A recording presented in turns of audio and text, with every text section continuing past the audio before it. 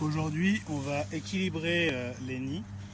Donc lorsque l'on a des naissances, on essaye d'équilibrer les nids pour avoir des nids d'à peu près 8 petits. Hein, ça correspond au nombre de trayons des femelles. Donc là par exemple, on a un nid avec 6 petits. Là on a 8 petits à faire adopter.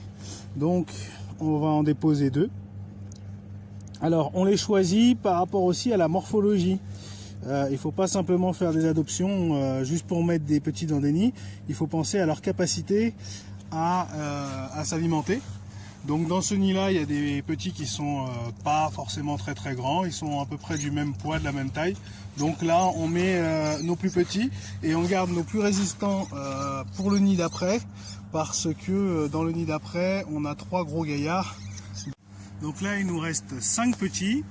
Et donc cette jeune femelle donc, a fait 3 petits qui sont quand même 3 beaux gaillards. Voilà. Donc on va introduire dans son nid 5 petits pour la porter à 8. Alors on évite de faire ça en présence de la femelle, donc on essaye de la faire partir, elles sont plus ou moins collantes.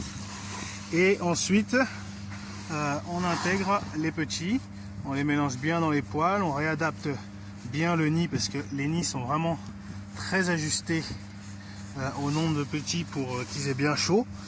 Et donc voilà, on les intègre bien au milieu des autres. Bon là il y a plus d'adoptés au final que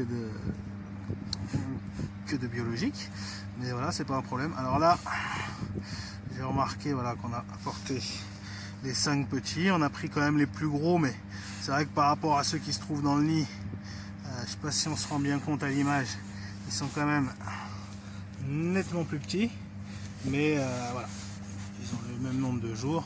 Voilà, donc là on referme bien le nid et comme ça écoute, on réussit normalement 90-95% des adoptions sans problème.